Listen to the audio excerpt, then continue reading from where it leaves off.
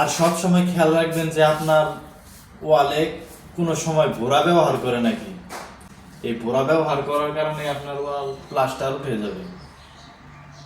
সব সময় খেয়াল রাখবেন আপনার বাড়ির মিস্ত্রিগুলো কিভাবে প্লাস্টার করছে তা নির্ণয় করুন।